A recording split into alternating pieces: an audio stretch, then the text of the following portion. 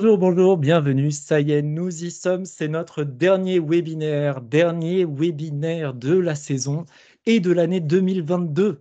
Et oui, alors Cédric, pour vous servir, toujours là, toujours le chapeau, enseignant, formateur, pour animer aujourd'hui justement ce 6e épisode de notre série de webinaires BIMP Éducation du groupe LDLC, consacré aux usages pédagogiques innovants, comme vous le savez bien. Alors, comme vous le savez, vous aussi, vous pouvez poser vos questions, réagir à son contenu en temps réel, et n'hésitez pas à intervenir. On est là justement pour échanger. C'est l'objectif de ces webinaires. Et comme c'est Noël aujourd'hui, bah, on vous autorise micro et caméra. Youpi. Donc, si vous n'avez pas pu vous libérer, évidemment, bah, vous savez que l'intégralité de chaque session est disponible en ligne sur notre chaîne YouTube BIMP, à laquelle je vous invite à vous abonner, bien évidemment, et à partager aussi, partager entre collègues, partager aussi au sein de votre famille, qui pourrait être intéressé par le thème d'aujourd'hui et les thèmes qu'on a abordés précédemment. Et d'ailleurs, ce thème d'aujourd'hui est un sujet un peu brûlant, puisque on va parler des jeux vidéo. Alors, on peut considérer les jeux vidéo comme justement, alors surtout lorsqu'on est parent, comme le fléau infernal qui aspire le cerveau de nos enfants dans un but lucratif, ou bien parfois juste comme substitut de nounou dans les salles d'attente, par exemple. Bref, les jeux vidéo, en fait, ça ne cesse d'alimenter les polémiques et c'est justement ce dont on va parler aujourd'hui.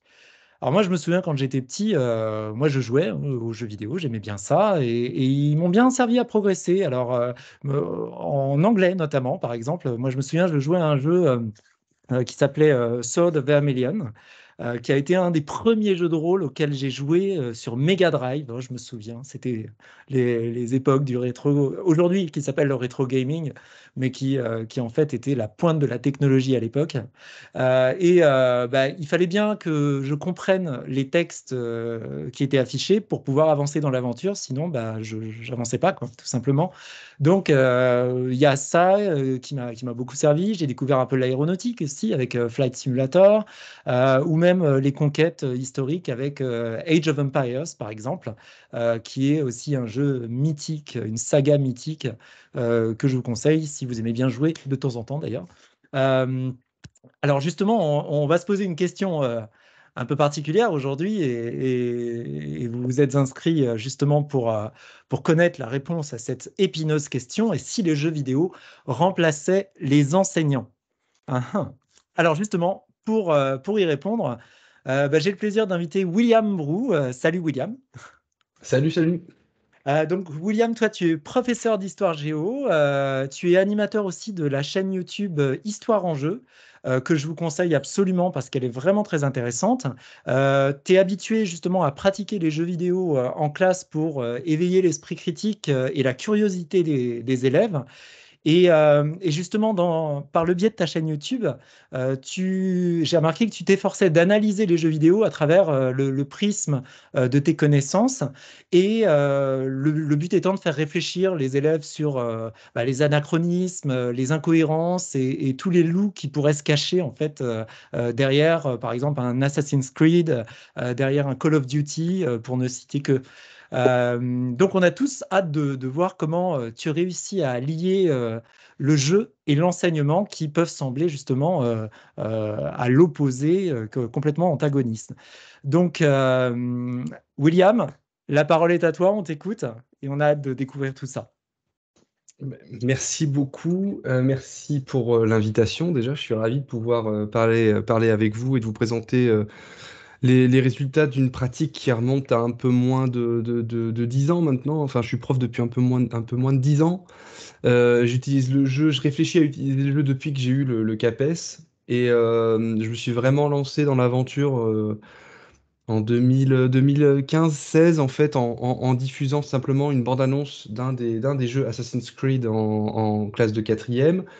Et puis, à force d'essayer des choses, voilà, j'en suis arrivé à finalement faire fabriquer des jeux aux élèves, ce qui est le stade ultime de l'usage du jeu vidéo en classe, mais j'y viendrai plus tard. Tout ça pour vraiment insister sur le fait que C'est une démarche itérative, c'est-à-dire que c'est venu, ça a commencé petit, puis c'est progressivement, en tentant des choses, en ayant accès à du matériel plus évolué aussi, que j'ai pu en arriver là. Euh, la question qu'on se posait quand on a commencé à discuter, voilà, moi qui travaille avec les jeux vidéo, et une question qu'on me pose souvent aussi, c'est est-ce que les jeux vidéo vont être les profs du futur? Est-ce que les jeux vidéo vont pouvoir nous remplacer? Est-ce que finalement, la puissance de l'informatique et la puissance du numérique, parce que le jeu vidéo, on en est là, c'est vraiment maintenant, on n'est plus aux bornes d'arcade des années 80, on est sur des jeux photoréalistes qui prennent 3 4 ans à produire, qui coûtent des millions d'euros ou de dollars. Est-ce que ces jeux vont pouvoir nous remplacer? Et ben, j'avoue que je ne sais jamais vraiment répondre de manière totalement affirmative à cette question, même si j'ai une petite idée derrière la tête. Donc plutôt que de vous donner ma réponse tout de suite, je préfère qu'on réfléchisse ensemble. Donc n'hésitez pas à interagir, à me poser des questions, à m'interrompre. Je vous propose de répondre d'abord à une question. En fait, on va d'abord essayer de faire un comparatif entre ce que fait un professeur dans sa classe, ce qu'il est censé faire, parce qu'il y a autant de profs que de pratiques. Donc l'idée, c'est pas d'avoir une seule pratique. Quelles sont les missions en fait de l'enseignant et est-ce que les jeux vidéo peuvent le remplacer dans le cadre de cette mission. Voilà. Donc ça, c'est un peu les problématiques que je voudrais résoudre, enfin, auxquelles je voudrais réfléchir avec vous aujourd'hui. Je vérifie juste avant l'écran, c'est tout bon. C'est tout bon. On est Ouais, je tout te bon. confirme. Ouais, ouais. Si jamais il y a des questions, n'hésite pas à m'interrompre et à me les faire passer, parce que je vais être très focus entre mes deux écrans et essayer de faire le switch. Ouais, ouais, ouais, je les relayerai éventuellement. Soit vous les posez par le chat, soit vous pouvez interagir directement à l'oral, hein. Je vous ai à tous autorisé le micro, la caméra. Donc, si vous voulez prendre la parole, n'hésitez pas, hein. Juste une petite précision avant, quand je vais parler de jeux vidéo, je vais parler de jeux vidéo grand public, les jeux que j'utilise avec mes élèves. Donc j'exclus pour le moment ou de manière générale, la réflexion plus spécifique sur les jeux sérieux, sur les jeux qui sont spécifiquement fabriqués pour un cadre scolaire ou un cadre pédagogique ou un cadre éducatif. Pas qu'ils ne sont pas intéressants ou pas exploitables, mais ce ne sont pas des jeux auxquels les enfants, même les adultes, jouent en fait en dehors de l'école. Donc c'est pas vraiment ceux qui m'intéressent. Et il y aurait beaucoup de choses à dire sur la définition même de jeu sérieux, mais voilà, ça prendrait beaucoup trop de temps. On refera un webinaire en Hmm. 2023 sur cette question-là. Avec plaisir. Donc, premier temps, on va réfléchir sur l'émission des profs. J'en ai détecté 10. Si jamais j'en ai oublié une, dites-le moi et on réfléchira en live dessus. Et ensuite, j'aimerais vous présenter de quelques pratiques, quelques exemples de choses que j'ai pu faire autour des jeux vidéo pour vous montrer que c'est possible. Vous m'excuserez, c'est très centré histoire géo. J'ai essayé d'ouvrir le plus possible à des disciplines connexes, mais étant donné que l'histoire géo est la discipline la plus intéressante de toute la scolarité des élèves, évidemment, j'ai centré là-dessus. Non, tout simplement, c'est un prisme, voilà, c'est ma discipline, je la maîtrise beaucoup mieux, et je veux C'est pas normal. paraître le mec sachant, voulant apprendre aux autres collègues à faire leur boulot qui maîtrisent beaucoup mieux leur programme. Bien sûr, ça donnera des idées de toute façon, je pense, qui Voilà, pourront être l'idée c'est plutôt transposables. de Hmm. réfléchir à des pratiques ou à des réflexions communes, à une culture commune autour du jeu vidéo, et ensuite on transpose en fonction des programmes scolaires et de nos propres classes aussi, hein. On fait pas les mêmes choses dans un collège de centre-ville qu'un collège REP ou qu'un REP+, ou un lycée pro, un lycée général. On va vraiment, chaque prof est totalement maître de ce qu'il fait en classe. Et je précise, je suis en collège REP dans la région de Clermont-Ferrand. Donc, première mission d'un prof, c'est transmettre tout simplement des connaissances, des savoirs historiques, parce que, en déplaise à des vulgarisateurs aussi nombreux soient-ils, aussi doués soient-ils sur Internet, nous sommes, nous enseignants, les premiers vulgarisateurs de la science. Nous sommes, de par nos études à la faculté, pour la plus grande majorité d'entre nous, détenant des diplômes qui valident nos connaissances historiques et notre méthode scientifique, historique et du coup scientifique. Et on a passé un concours pour avoir l'autorisation de les transmettre à nos élèves. Et aujourd'hui, dans les inspé, on forme des futurs enseignants à transmettre des savoirs. Et la seule chose qu'on ne nous apprend pas, on va dire, à la faculté, ça commence à arriver dans les inspé, c'est comment on les transmet et comment on les transmet bien. Voilà. Donc, ça, c'est notre première mission. Et elle est bien sûr dépendante de choses très basiques que sont les programmes scolaires, sur lesquels je reviendrai un tout petit peu plus tard. Est-ce que les jeux vidéo sont capables de transmettre des connaissances scientifiques? Si, alors voilà, c'est une liste qui sera pas du tout exhaustive parce que ça prendrait beaucoup trop de temps de faire la liste des jeux, hein. Faut savoir il doit sortir un jeu toutes les 5 minutes hein, dans le monde, donc il y a beaucoup trop de jeux Quelques exemples de jeux. Là, vous avez un jeu Plague.Inc. qui vous met dans la peau d'un virus que vous devez propager sur toute la planète pour tuer le plus de personnes possible. Ça peut paraître hyper glauque comme ça. C'est un jeu qui est sorti avant le confinement, bien sûr, et avant l'épidémie de SRAS-Covid-19. Mais ça reprend exactement le même schéma, c'est-à-dire que l'épidémie commence en Chine et ensuite se propage en fonction des lignes aériennes et d'autres facteurs sur la planète entière. Il est très intéressant dans ce jeu de voir, et je crois que j'avais prévu, j'ai la cinématique normalement que je vais pouvoir vous faire. Voilà. Juste regardez la petite cinématique ensemble. Voilà. Vous n'avez pas le son malheureusement. C'est pas grave, on voit quand même, c'est l'essentiel. Ouais. Donc voilà, vous devez choisir un virus parmi une sélection de virus qui a été, voilà, lui donner un nom. Donc ça, c'est le nom qui est donné dans le tuto hein, du jeu. Ensuite, vous devez infecter le patient 0. Et à partir de là, vous allez devoir booster votre virus pour qu'il se propage un peu partout dans le monde. Et donc, vous voyez qu'il y a à la fois les aéroports qui sont notés, les bateaux, les transports maritimes. On va pouvoir faire évoluer en fait notre virus pour qu'il soit plus efficace par les transmissions. Est-ce que ça va être par l'eau, par l'air, par les sécrétions humaines?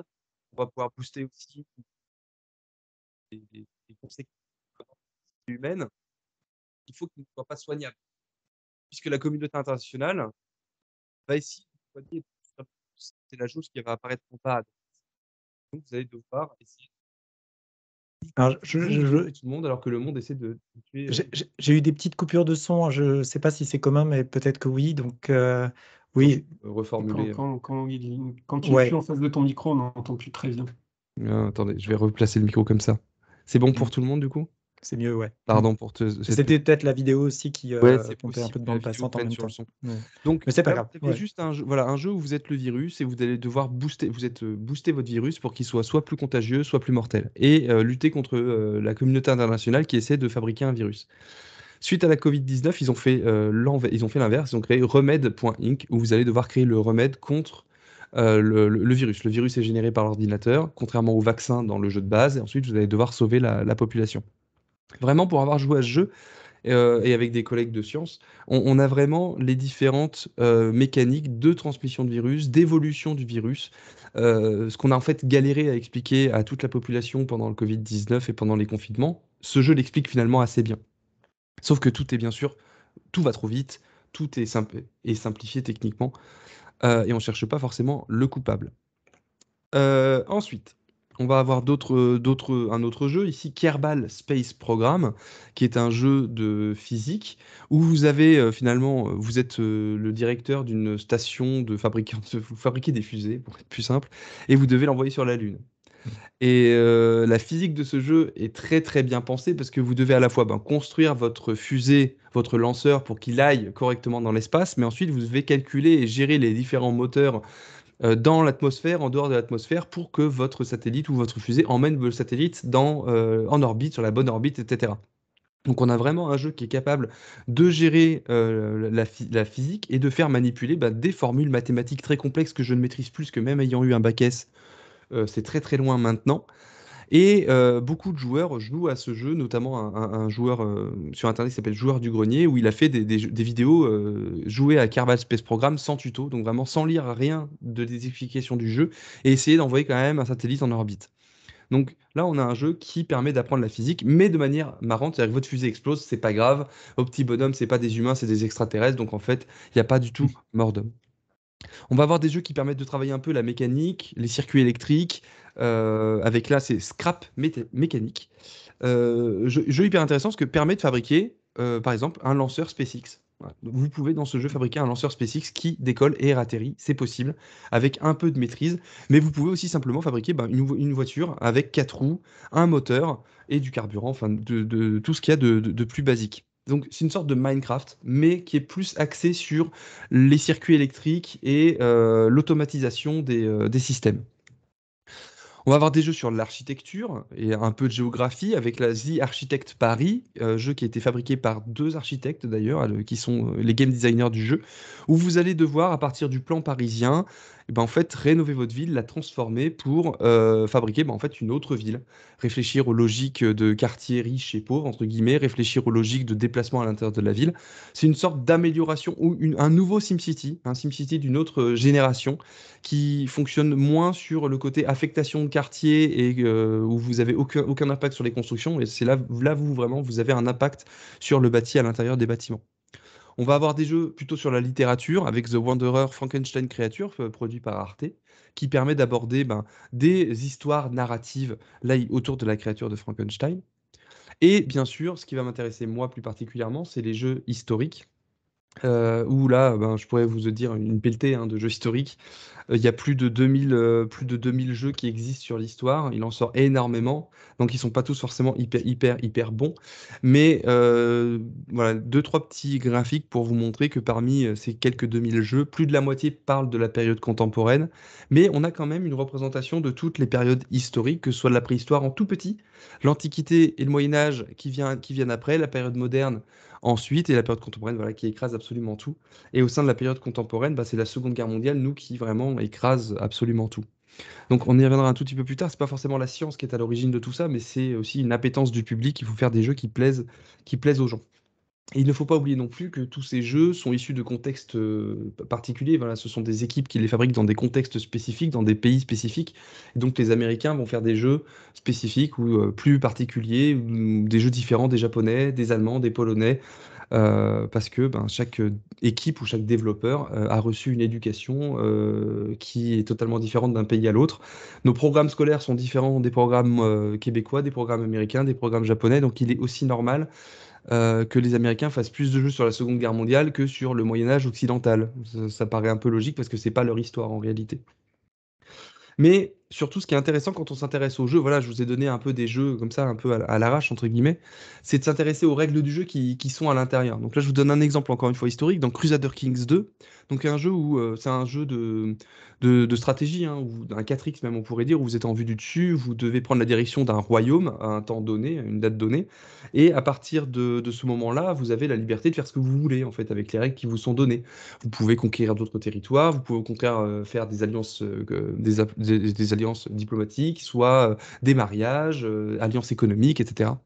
Et en fait, ce qui est intéressant dans ce jeu, c'est à partir du moment où le joueur va prendre la main, où il va prendre une décision, tout va être anachronique. Parce qu'en fait, la situation de départ est parfaitement historique et scientifiquement, il n'y a aucun souci là-dessus. Ils ont fait un vrai travail, même ne serait-ce que sur la cartographie historique de l'Europe et du monde au Moyen Âge.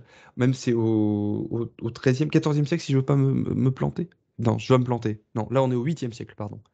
Mais à partir du moment où le joueur va prendre la main et prendre une décision, cette décision ne sera jamais exactement celle que le souverain, que le joueur interprète, a prise à ce moment historique. Donc on va rentrer dans ce qu'on appelle de l'anachronisme ou de l'uchronie, c'est-à-dire une histoire qui ne s'est jamais passée. Mais les règles du jeu sont tellement bien écrites que le joueur va prendre des décisions en fonction de règles économiques, politiques, sociales, qui sont réalistes dans le contexte. Je prends un exemple, c'est la vassalité. Dans Crusader Kings 2, vous n'allez pas faire comme dans Age of Empires, vous allez fabriquer une caserne et fabriquer toute une armée en cliquant sur un bouton et en fabriquant en boucle des soldats avec du bois, de l'or et de la pierre. Ça c'est irréaliste, ça ne fonctionnait pas comme ça au 8e siècle. Donc, dans le jeu, pour fabriquer une armée, vous devez demander à des vassaux de vous fournir des soldats qui vont ensuite venir à votre service pour un temps limité, et ces soldats, vous allez pouvoir les utiliser pour mener votre guerre. C'est exactement comme ça que fonctionnaient les armées du Haut Moyen Âge. Vous deviez avoir des vassaux, et en fait, vous convoquiez votre ban, donc vous demandiez à vos vassaux de vous fournir une armée pour pouvoir aller combattre l'ennemi. Et le ban, ça durait 40 jours, c'est-à-dire que l'armée, vous l'aviez 40 jours, et après, il fallait payer, quoi. Mais en gros, vous aviez 40 jours gratos, 40 jours gratuits, 40 jours d'essai, et puis ensuite, il fallait payer pour la suite, quoi. Et le jeu permet ça. Le jeu est fabriqué de ce type-là. Donc, plutôt que de devoir créer une armée de toutes pièces, vous allez devoir constituer un contingent de vassaux qui vont vous fournir une armée pour se battre. Ce qui est exactement comme ça que cela fonctionnait. Et le joueur va devoir jouer avec cette règle. Donc il faut déjà qu'il la comprenne, qu'il comprenne qu'il doit avoir des vassaux, leur demander une armée, etc. Donc le joueur va écrire une histoire uchronique, une histoire qui ne s'est pas déroulée, mais avec des règles qui, elles, sont historiques. Et au final, pour moi, vous allez vous dire, si le gars il fait jouer à ça en cours, déjà il est fou. Il est fou parce que le jeu est carrément trop dur, mais c'est un exemple parmi tant d'autres. C'est Moi, on me dit souvent, les parents me disent: «Ouais, je suis nul en histoire, j'arrive pas à apprendre des dates». C'est pas faux. Mais l'histoire, c'est pas que des dates. Apprendre l'histoire, c'est faire apprendre à des joueurs ou à des élèves, pardon, que c'est des gens, des acteurs qui ont pris des décisions dans des contextes donnés, en fonction d'une éducation donnée et d'un aménagement social donné. Et là, le joueur est mis dans cette situation-là, c'est-à-dire qu'on lui donne des règles politiques, économiques, sociales, et à partir de ça, ben, elle va prendre ses propres décisions. Ce qui permet d'expliquer qu'en histoire, en fait, c'est pas qu'une succession de dates qu'il faut apprendre, c'est une succession de décisions prises par des acteurs qui ont entraîné d'autres possibilités de choix à d'autres acteurs. Et en fait, même les jeux qui sont pas purement historiques et qui permettent d'écrire des uchronies, ou même les uchronies toutes simples, permettent d'aborder le fait que l'histoire n'est pas écrite par avance et qu'en fait, c'est la décision des gens qui font l'histoire. Et ça, si déjà on a réussi à leur faire apprendre ça, pour moi, c'est cool. Donc voilà, pour vous donner un exemple, la carte au début du jeu, elle ressemble à ça. Puis ensuite, à la fin du jeu, ça peut ressembler à ça. Vous avez l'Empire basque, vous avez le Pays basque qui a conquis toute l'Europe occidentale. C'est totalement absurde, mais le jeu le permet, mais avec des règles médiévales. Je vais passer pour aller un peu plus vite. En géographie, on a SimCity par exemple qui permet de comprendre les boucles de rétroaction. Le fait qu'un bâtiment A ait une influence sur un bâtiment B, qui a une influence sur un bâtiment C, donc A a une influence sur C, ou A plus B peut avoir une autre influence, etc. Et quand on regarde le premier manuel de SimCity qui a été produit, et avant on lisait les manuels de jeu, maintenant on ne le fait plus, vous avez les facteurs qui affectent les bâtiments et les zones de résidence. Donc le fait que la pollution affecte positivement le trafic, donc affecte le trafic. Le fait que le prix du terrain affecte la pollution. Le fait que la population résidentielle affecte le prix du terrain. Bref, vous voyez, il y a des rétroactions. Et ça, le jeu le permet parce que numériquement, c'est facile, entre guillemets, de le fabriquer et de le coder. Alors que si on devait l'expliquer, on l'explique avec des documents assez facilement et on peut le montrer. Mais le jeu permet de le faire vivre. Du coup, j'en viens à mon deuxième point, deuxième mission, le fait que le prof doit évoquer des sujets graves avec ses élèves. Ça peut aller de sujets comme la Shoah en histoire ou l'éducation à la sexualité, par exemple, pour les profs de biologie à qui on affecte assez souvent cette question-là. Mais ça peut être aussi l'addiction aux drogues ou la laïcité ou les caricatures. Et voilà, l'affaire Samuel Paty nous a rappelé que quand même on était confronté à des sujets assez difficiles et qu'en parler aux élèves, bah, c'était pas facile. On pourrait prendre la guerre en Ukraine, j'aurais pu mettre la guerre en Ukraine. Il a bien fallu leur expliquer pourquoi on faisait la guerre. Euh, les jeux vidéo n'ont aucune obligation de traiter ces sujets-là. Ouais, et là, j'ai pris le contre-exemple parfait. C'est-à-dire que pendant que nous, on parle de la guerre en Ukraine, pendant que nous, on parle de la Shoah, eux, ils rentrent chez eux, ils vont jouer à Minecraft ou ils vont jouer, comme vous voyez ici, à Fortnite. Voilà, comme nous, on pouvait le faire aussi. Les jeux vidéo n'ont aucune obligation sociale, ils n'ont aucune obligation de participer à l'éducation à des sujets aussi graves. Faut pas oublier que les jeux sont des objets commerciaux qui doivent se vendre. Voilà, ce que nous, on n'a pas cet intérêt-là. Voilà, on est payé pour aborder ces sujets-là. Et puis il y a le biais de ludicité, c'est-à-dire qu'un jeu doit être amusant. Et là, on en vient au biais des jeux sérieux, c'est-à-dire qu'un jeu sérieux n'est pas joué en dehors de la sphère où il a cette capacité d'être sérieuse. Un jeu sérieux n'est considéré comme jeu qu'à l'intérieur d'un système qui le considère comme un jeu. Donc, aucun joueur, aucun élève ne jouera à des jeux sérieux en dehors de l'école.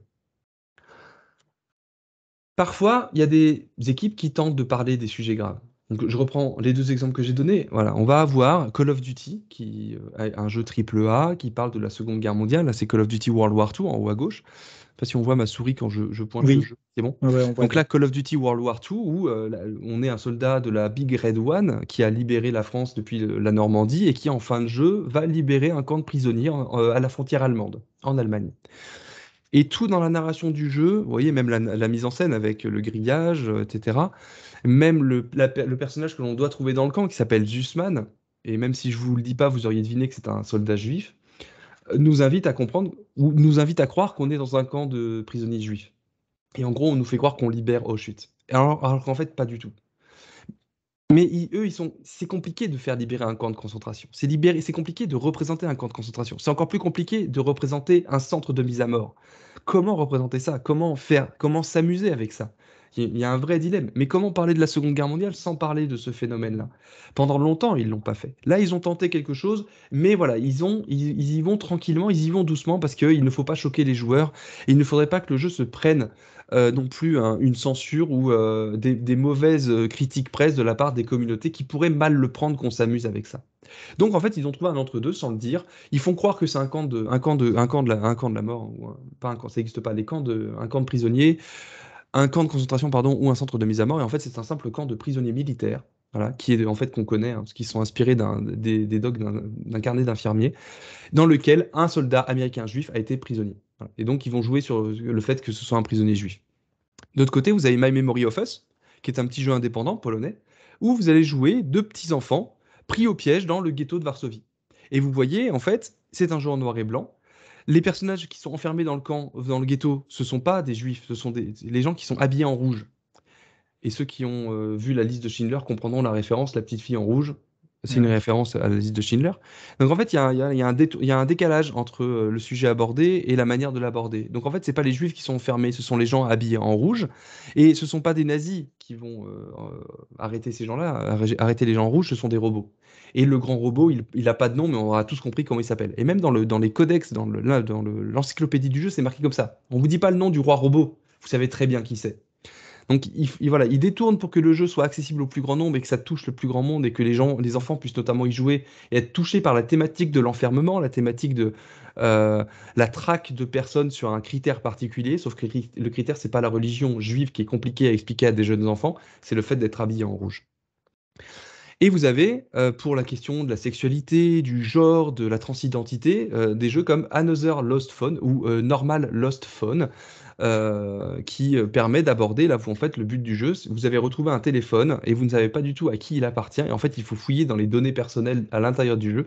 Et vous comprenez qu'en fait, dans la vie de cette personne, c'était assez compliqué en termes de vie sociale par rapport à des questions de genre et d'identité.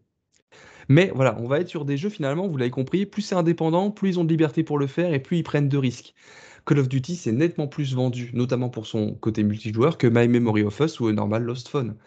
Mais on est sur une industrie aujourd'hui qui commence à être mature, c'est-à-dire que vous allez avoir, de la même manière que cinéma, vous avez Marvel avec ses films qui explosent le box-office ou Avatar qui explose le box-office, des films plus indépendants, des films d'auteur, qui touchent moins de personnes, mais qui touchent à des thématiques sociales plus fortes. Mais en fait, c'est pareil dans le monde du jeu vidéo. Vous avez les jeux AAA qui équivalent à ces blockbusters Marvel, qui ne prennent très peu de risques parce qu'ils doivent se vendre et qu'il y a une question voilà, de business plan derrière, alors que les jeux indépendants, si déjà ils rentrent dans leur foi, c'est bien, ils sont contents, et en fait, eux, ce qui les intéresse, c'est de parler de faits concrets. Troisième mission, un prof doit mettre ses élèves en activité. C'est le propre même de notre boulot, hein, d'arrêter le cours magistral au final, même s'il doit toujours y avoir un peu de cours dialogués. Mais on va chercher à ce qu'ils construisent leur savoir tout seuls, ou qu'ils expérimentent, plus ou moins en fonction des pédagogies qu'on va mettre en place. La classe puzzle, la classe inversée, le plan de travail. Voilà, vraiment, il y a moult pédagogies qui existent, classe en îlot, etc. On peut faire la liste en entier. Donc on les met en activité, plus ou moins en fonction de l'appétence et de ce qu'on veut faire, sans oublier que le prof est quand même là pour apporter des connaissances, lui. Et il ne faut pas oublier que le jeu, finalement, est une activité qui met est une activité qui met le joueur en activité. Je vous donne deux définitions qui vraiment sont les plus basiques. La définition du jeu par Johan Huizinga en 1938, qui dit: le jeu est une action ou une activité volontaire accomplie dans certaines limites fixées de temps et de lieu, suivant une règle librement consentie mais complètement impérieuse, pourvue d'une fin en soi, accompagnée d'un sentiment de tension et de joie, et d'une conscience d'être autrement que dans la vie courante.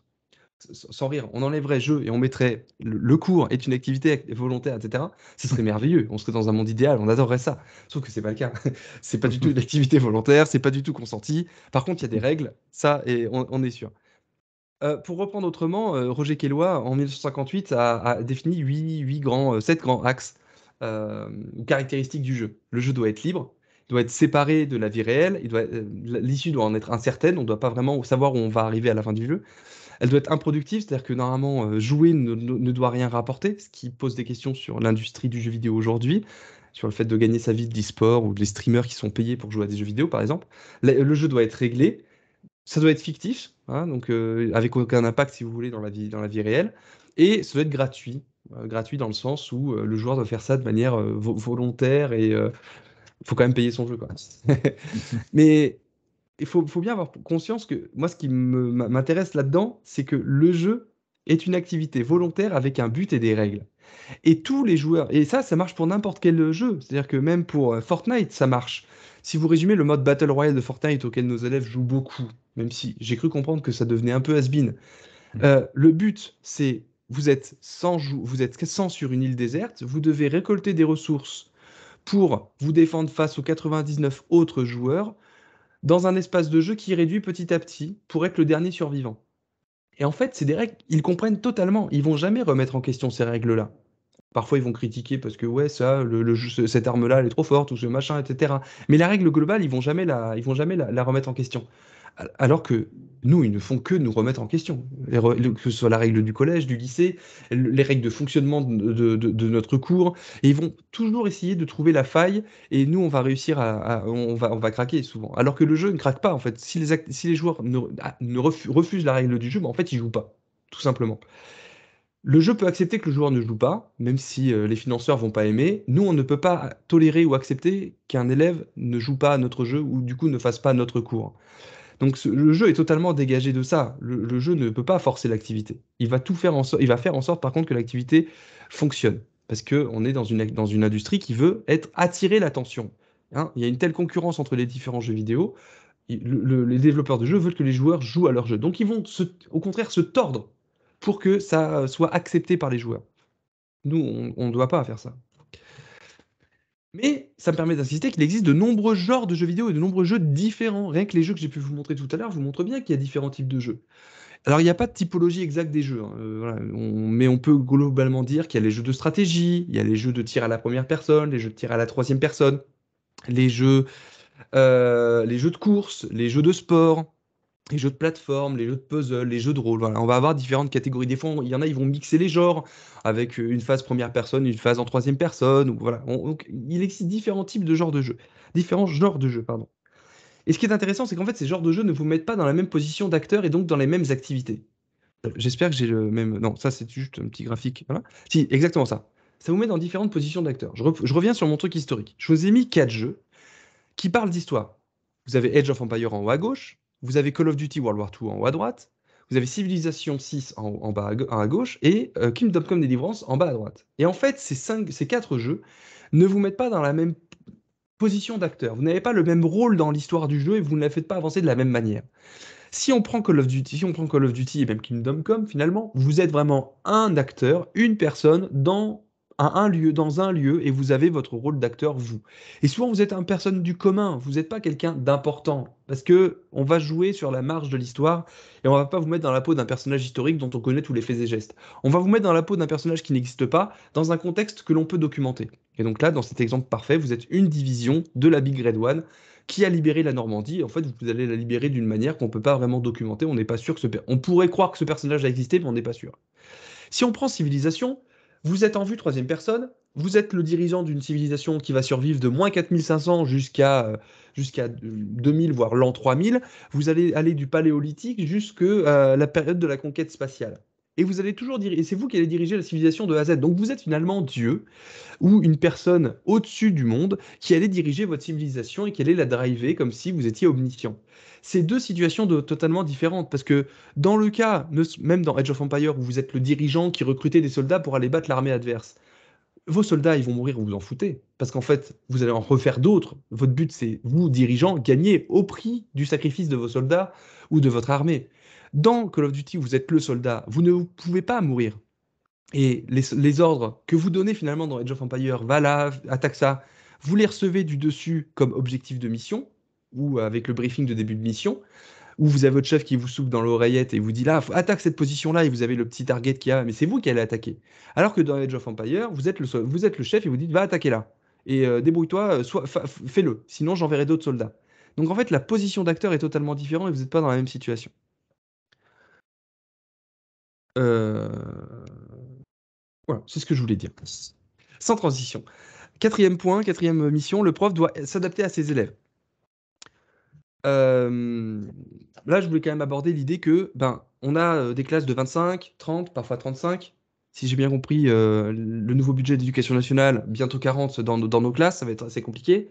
Donc, il faut qu'on s'adapte parce qu'on a une hétérogénéité dans nos classes. que, personnellement, j'ai énormément de mal à gérer. On va pas se mentir, hein. Enfin, voilà, je suis très honnête, transparent. C'est compliqué à la fois de faire cours à des élèves d'Ulysse qui sont intégrés dans nos classes pour de très bonnes raisons, mais aussi des élèves qui avancent comme Jaja et il faut leur proposer encore plus de contenu qu'aux autres. Et le nœud de la classe qui est plutôt autour de 10 de moyenne, entre guillemets. Voilà. Il faut jouer avec ça, il faut que nous, on s'adapte pour leur proposer au maximum de contenu pour que chacun y trouve ce qu'il faut et que chacun progresse à la mesure de ses capacités et dans l'idéal que tout le monde atteigne l'objectif qu'on s'est fixé, c'est-à-dire ce que nous demandent les programmes et ce que nous demande le socle commun de connaissances et de compétences. Donc on va mettre en place des stratégies de différenciation par différents moyens, par le contenu, par les productions, mais aussi on va donner de l'aide, des tutoriels, on va faire la ceinture de compétences, différents niveaux de difficulté, etc. Voilà, il y a beaucoup de ceintures vertes, ceintures jaunes, ceintures rouges, différentes stratégies qui permettent à des élèves de dire bah, si tu te sens pas trop à l'aise, fais le cours ou l'activité niveau simple. Sinon, si tu te sens à l'aise, vas-y, va directement niveau ceinture rouge. Là, tu es début lycée, ça va aller assez bien.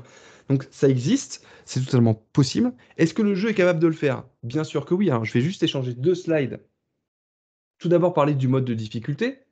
Le jeu propose des modes de difficulté. Il y a le mode piou-piou avec le mode débutant, et des fois, vous voyez, les jeux vont même se moquer, les joueurs vont même se moquer de ceux qui prennent le niveau débutant. Là, je vous ai mis un jeu, bon, un peu bourrin, Peggy 18, Wolfenstein The New Order.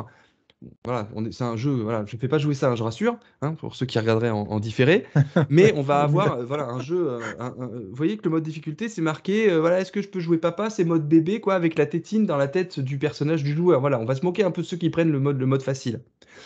Et puis on va avoir le mode à la fin, le mode hardcore, où finalement vous n'arrivez pas à faire, vous faites pas un pas en avant sans mourir, quoi. Vous avez un autre jeu à côté, South Park, le jeu South Park, pardon, qui lui va même s'amuser avec le mode de difficulté. Et vous remarquerez, c'est le même jeu, hein. Quand vous êtes en mode facile, vous avez un personnage blanc. Quand vous prenez le mode très difficile, vous avez un personnage noir. Donc même dans le choix du mode de difficulté, il y a un discours derrière, il y a une rhétorique. Ils veulent faire comprendre que dans la société américaine, quand vous êtes noir, c'est plus difficile que quand vous êtes blanc.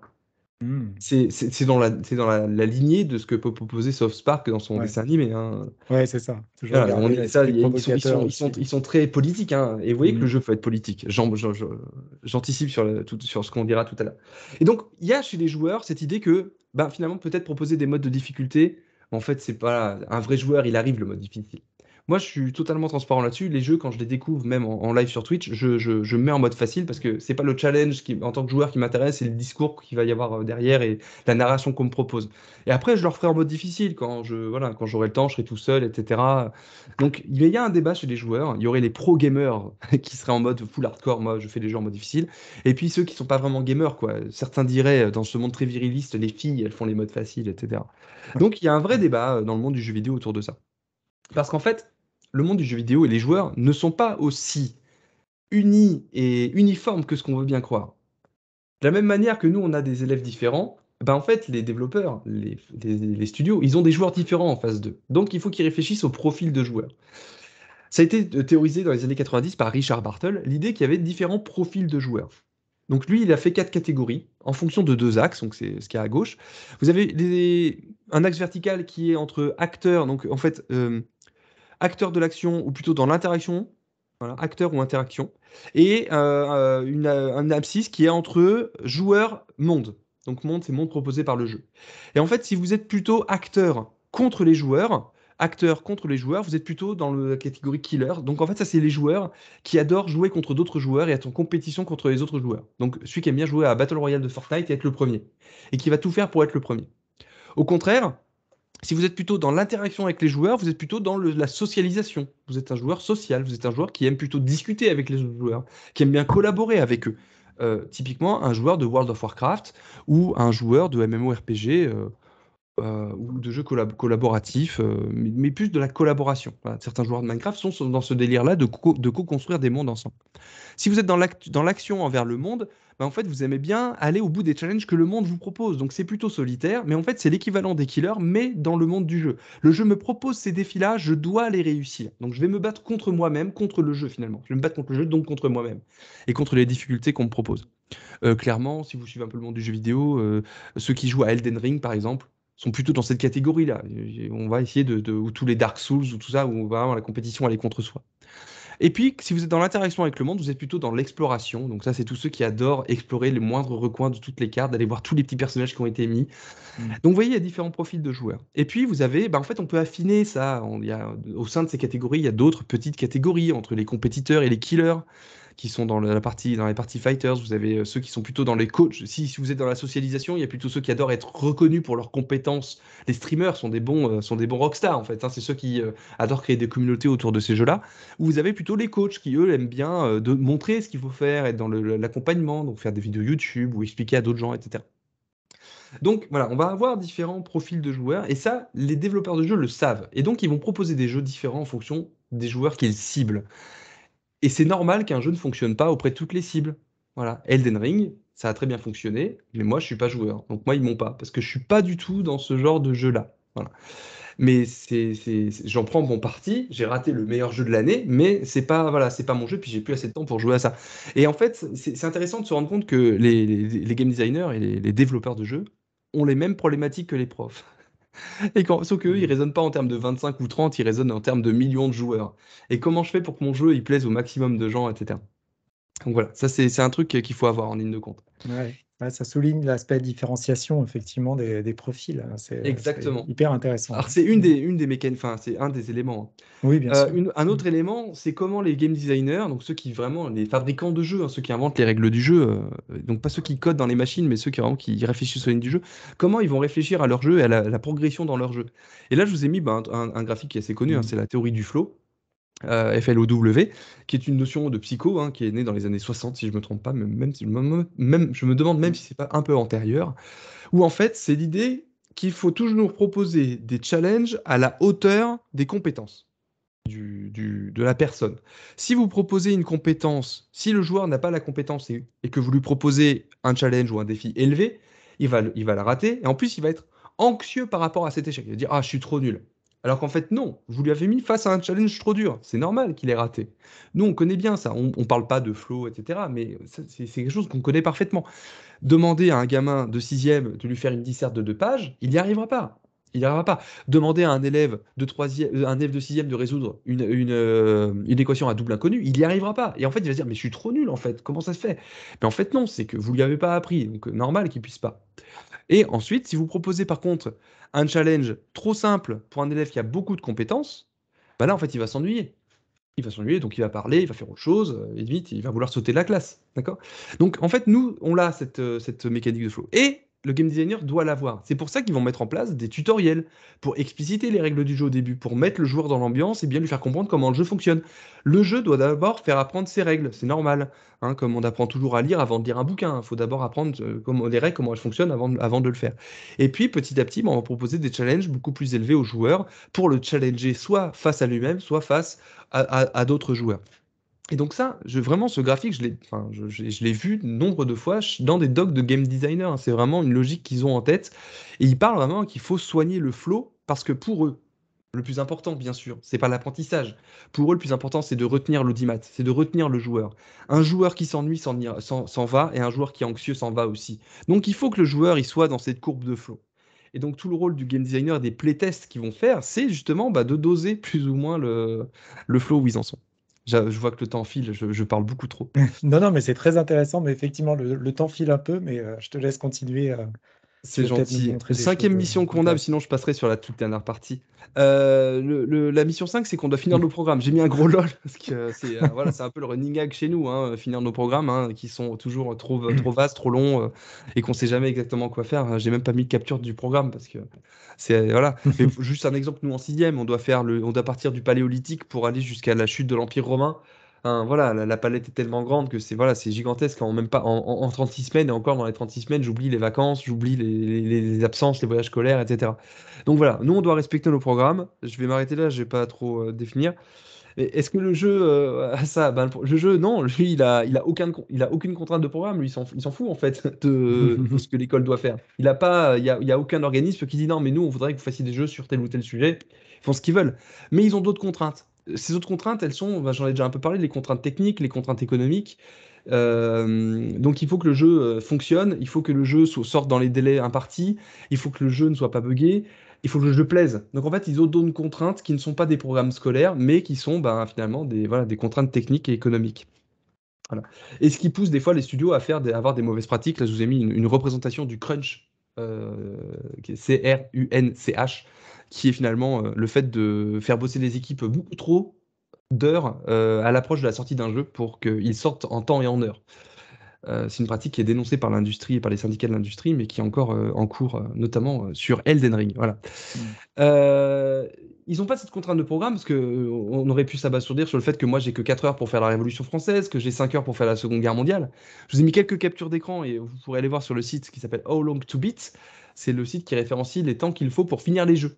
Voilà. Et si on prend Assassin's Creed Unity, un jeu sur la Révolution française, faut 17 heures aux joueurs pour en moyenne finir l'histoire principale du jeu.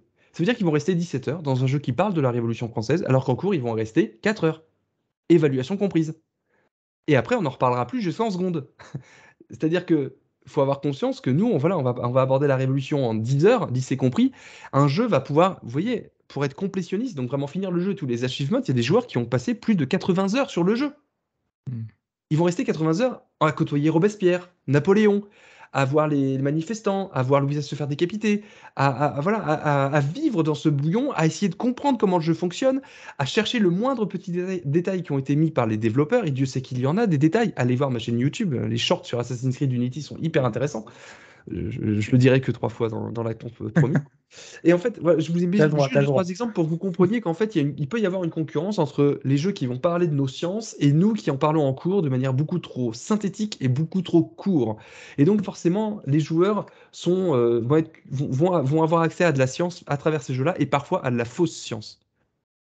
6e point, un prof doit se tenir informé des avancées scientifiques de sa discipline.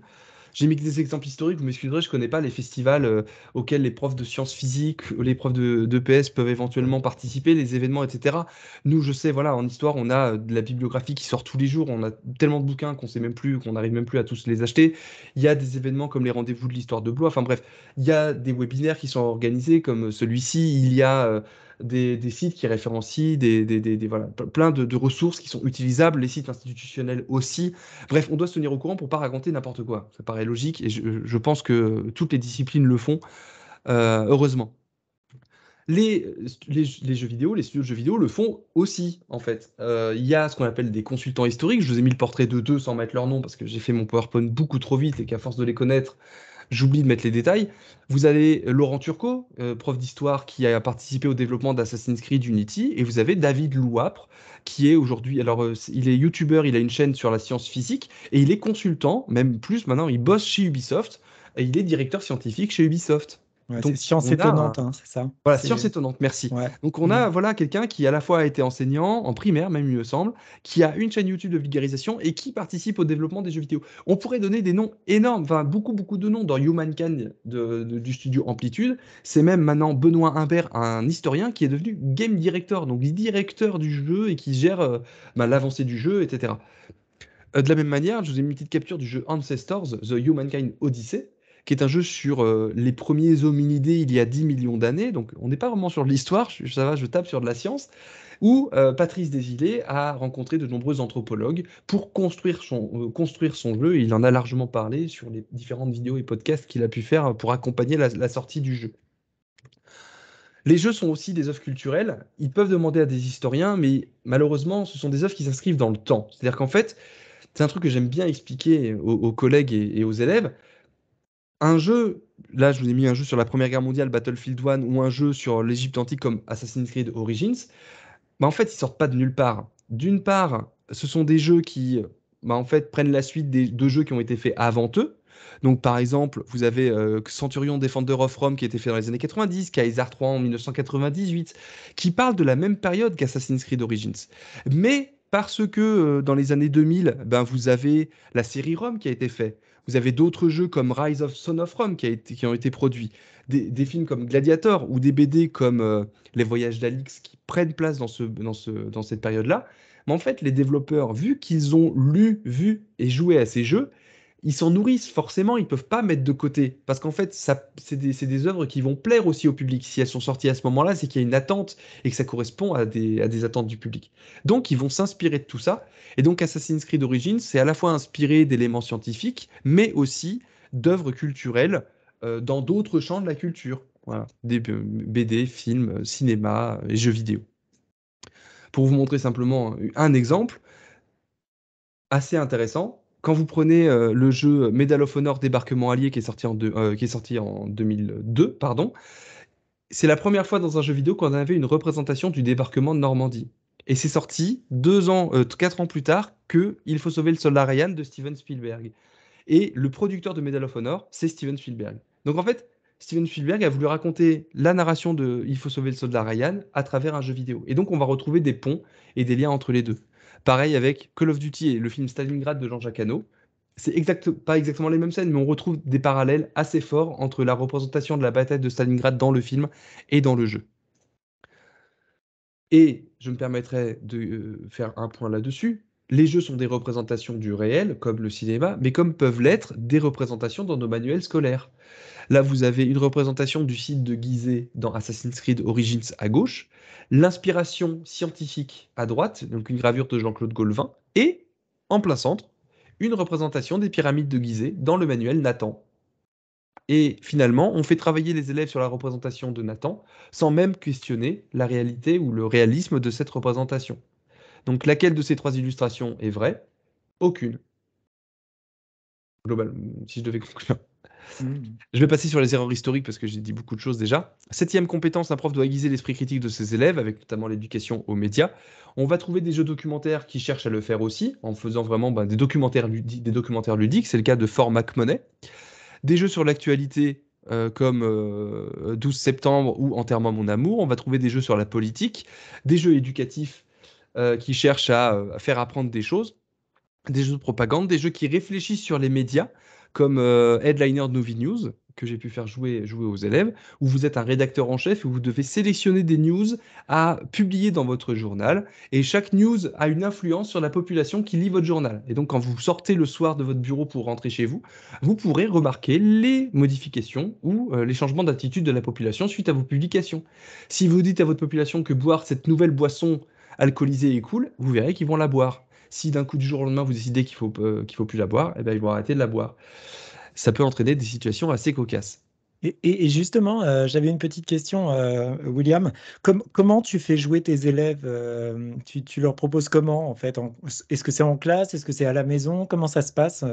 Non, c'est jamais à la maison, parce qu'il faut que l'activité ludique se fasse en classe avec moi, ce qui permet de prendre voilà, un peu de recul par rapport au PEGI notamment. L'idée, c'est vraiment de détecter un jeu qui puisse me faire travailler des compétences que j'ai choisies. Voilà, moi, je veux faire travailler sur l'éducation aux médias, je veux faire travailler sur l'impact des médias sur les réseaux sociaux, ou l'impact, pardon, des médias sur la population. J'ai trouvé que Headliner permettait de travailler ça, je vais le faire, je vais l'utiliser. Donc, je vais installer le jeu sur un poste, alors, en fonction des setups. Au collège, on a 3 ordinateurs, donc j'ai pu faire installer le jeu sur 3 ordinateurs. J'ai fait jouer les élèves par petits groupes à Headliner sur un segment de jeu que j'avais défini et qui permettait de voir cette notion-là. Ils avaient une petite fiche à remplir pour justement garder en mémoire un peu ce que le jeu leur permettait de faire en s'intéressant vraiment au gameplay. C'est-à-dire, j'ai dû faire ça, ça a eu tel impact. Moi, c'est vraiment ce qui m'intéresse le plus plutôt que de questionner pourquoi un tampon vert, pourquoi un tampon rouge.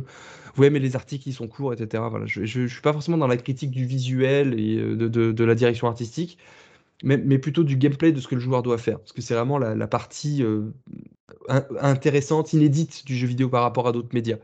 Et après, on va forcément avoir un temps plus ou moins long, là c'était 3/4 d'heure, de débrief en fait sur ce que le jeu propose comme lecture de ce qu'est un média, de l'influence que ça peut avoir. Et ensuite, on va contrebalancer avec des documents d'archives ou avec voilà, des documents qu'on a sélectionnés avec la prof documentaliste, les profs documentalistes, pour essayer de questionner est-ce que ce que dit le jeu est vrai ou faux? Est-ce que le discours que le jeu tient sur les médias, est-ce que c'est réaliste ou pas? Est-ce que c'est crédible ou pas? Dans toute utilisation du jeu, il y a forcément cette idée de débriefing après, de dire, ben voilà, le jeu il me présente telle vision de la science ou telle vision de tel sujet, est-ce que c'est crédible? Et comme ça, on travaille l'esprit critique des élèves, on leur apprend à avoir du recul et à se questionner eux-mêmes sur leurs pratiques vis-à-vis des jeux. D'accord.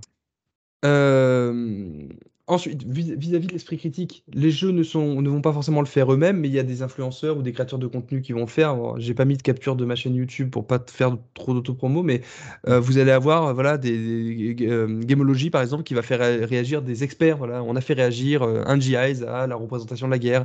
Et je suis même tombé sur une étude où des scientifiques de physique avaient cherché à questionner la véracité du saut de la foi dans Assassin's Creed quand on saute dans un une botte de foin, pardon. Est-ce que c'est réaliste ou pas, machin, etc. En fait, en faisant ça, ils cherchent pas vraiment à donner crédit au jeu, à dire ouais, le jeu dit la vérité, etc. Ils cherchent à montrer que on peut aussi faire de la physique et réfléchir en termes physiques dans le jeu. Mais c'est exactement ce que les développeurs ont fait en vrai, en amont. C'est une Mm. réflexion physique parce qu'ils ont dû programmer le saut en physique. Bien sûr. Et en fait, vous avez ensuite les chercheurs qui vont questionner ça. Donc je trouve ça assez intéressant que il y a eu la même étude avec Angry Birds et le fait de Mm. questionner la physique Oui, des oiseaux. ouais, ça je m'en souviens parce que je l'avais fait ça. C'est Utiliser intéressant. Et Angry en fait, Birds dans voilà, la balistique en physique. Ouais. exactement, la balistique du jeu. Mais c'est ce qui va faire la différence entre un jeu comme Verdun, par exemple, sur la Première Guerre mondiale, ou Battlefield 1, la balistique et mince, j'ai pas le nom exact, mais le fait que les balles soient réalistes ou pas. Dans Verdun, Mm. c'est vraiment une balle, un mort. Dans Battlefield, il faut en tirer des caisses et des caisses pour tuer quelqu'un. Ah Et oui. ce Mm. réalisme-là aussi peut être questionné. Enfin, donc chacun, dans son champ d'expertise, peut prendre un truc et essayer de le questionner pour faire, pour faire, pour parler de science et vulgariser. La huitième mission pour moi, c'est de répondre aux interrogations des élèves, hein, voilà, ils ont des questions, on y répond, aussi bête que ça.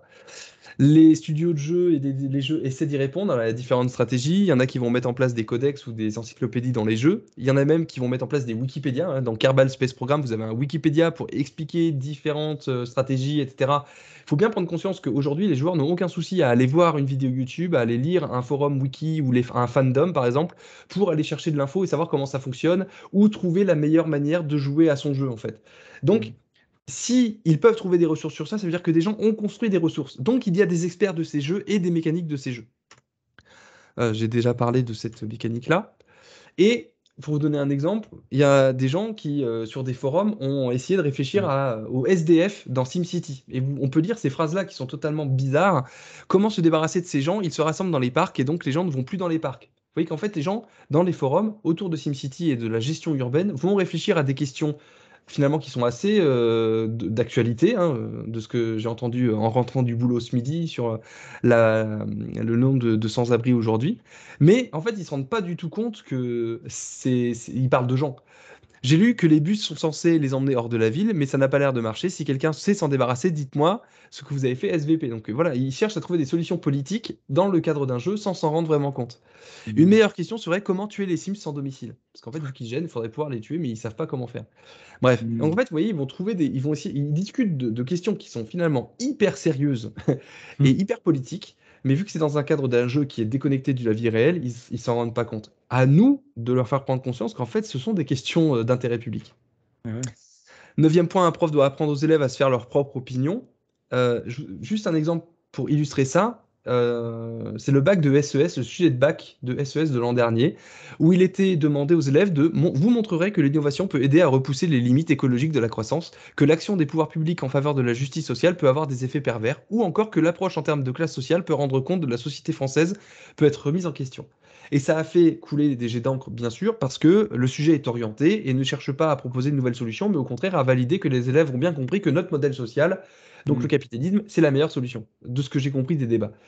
Et donc, à travers ce sujet-là, ça critiquait, les collègues critiquaient aussi les programmes et finalement l'orientation politique des programmes. Et ça m'a, voilà, normalement on est censé ne pas faire de politique dans nos cours. Et pour les profs d'histoire géo EMC, c'est pas forcément le plus facile. Mais même en SES, il y a cette question-là. Et dans toutes les disciplines, il y a ces questions-là. Est-ce que les jeux permettent de fabriquer des opinions, entre guillemets? Je suis tombé sur cette interview de d'Yves Guillemot, qui est PDG d'Ubisoft, qui est quand même le plus gros studio français. Voilà. Et il dit la chose suivante: le but de nos jeux est de faire réfléchir aux différentes possibilités qui peuvent exister. Nous souhaitons montrer qu'il existe plusieurs opinions et qu'il faut se forger la sienne. En gros, eux, ils dénoncent le fait que leur jeu soit politique. Et en gros, ils disent, nous, on fait pas des jeux politiques. Nous, on montre des différentes opinions et aux joueurs de se faire. Donc, ils bottent en touche. Mais quand vous avez le jeu juste ici, vous mettez dans vos jeux Far Cry le joueur dans la position d'un résistant face à un régime dictatorial, c'est de la politique. vous ne le mettez pas dans la position d'un dictateur. Et même les jeux où vous mettez le joueur dans la position d'un dictateur, la série Tropico pour pas le citer, c'est fait avec tellement d'humour et avec tellement de décalage humoristique et un humour tellement noir que vous comprenez que le jeu se moque des stratégies des dictateurs pour vous faire comprendre les logiques du dictateur pour les dénoncer. Mm. Donc il y a vraiment un dilemme au sein du monde du jeu vidéo pour savoir est-ce que les jeux sont politiques, est-ce que on a un rôle social ou pas. Et en gros, face à Yves Guillemot, ben vous avez une Joanne Rousseau, par exemple, PDG de Spiders, qui, elle, décide que, ben non, mais en fait, moi, de toute façon, j'ai des opinions politiques, mes jeux sont politiques. Elle a fait un jeu qui s'appelle Gridfall, qui parle de la colonisation européenne au XVIIe siècle en Amérique du Nord. Clairement, même si le jeu part un peu dans la fantaisie avec des monstres, etc., clairement, il y a un discours anticolonialiste à l'intérieur. Clairement. Et c'est avoué, parce que elles estiment qu'il y a il y a un rôle politique. Deux exemples pour sortir un peu de ça. En haut à gauche, vous avez un personnage hyper connu du monde du jeu vidéo, il s'appelle Tom Nook. C'est le personnage principal de la série Animal Crossing. Mm. Animal Crossing, c'est trop mignon comme jeu. Vous devez habiller Vous avez une île déserte et vous devez l'habiter donc en construisant des bâtiments, en faisant votre agriculture et en accueillant des gens. Vous pouvez même pêcher. Il y a eu la pub avec Denis Brognard. Il vous dit que vous pouviez pêcher des requins. C'était un jeu qui était vendu. Enfin, la publicité était diffusée devant toutes les émissions koh. C'est trop mignon comme jeu. Sauf que comment commence le jeu? Vous devez acheter une île à Tom Nook, donc lui faire un prêt. En gros, il vous prête et vous avez un crédit face à Tom Nook et vous devez rembourser quasi quotidiennement de l'argent qu'il vous a prêté. Donc ça veut dire que vous avez un prêt à usure sur le dos qui vous colle à la peau et vous devez le rembourser. Comment le rembourser? Bah, c'est-à-dire que vous devez produire de l'argent. Comment vous pouvez produire de l'argent? Bah, il faut cultiver des navets dans Animal Crossing, navets que vous pouvez vendre aux enchères selon un système capitaliste, puisque vous pouvez le vendre à votre Mm. marchand sur l'île, mais ils ont inventé une mécanique qui fait que le cours du navet change tous les jours ou tous les mois, et le cours est différent en fonction des îles. Donc vous pouvez très bien aller sur une île où le cours est très bas, racheter des navets, Mm. pour aller sur une autre île où le cours est plus élevé pour le revendre et gagner plus de clochettes. Mais ça va, c'est pas des euros, c'est des clochettes, c'est mignon. Mais en fait, globalement, ce jeu, c'est un capitalisme simulateur. On vous apprend à être un bon capitaliste et à maîtriser l'économie de marché. Est-ce que c'était l'objectif du jeu de le faire? Non, parce qu'au final, qu'est-ce qu'ils voulaient eux faire? C'est créer de la synergie entre les différentes îles et faire en sorte que les joueurs aillent sur les îles des autres et découvrent et voilà, il fallait un système économique. C'est un jeu qui est construit dans un système occidental, donc c'est le Ouais, système c'est ça. capitaliste qui a gagné et qui est dans le jeu. Ils auraient pu inventer un autre système. Ils n'ont pas Ouais. souhaité parce que leur éducation, ils sont allés là-dedans. Ouais. C'est pas une volonté de vouloir convertir tout le monde au capitalisme. En tout cas, je pense pas, mais je peux peut-être me tromper. Utiliser Animal Crossing en cours d'éco, mais 100%, il faut le faire, hein.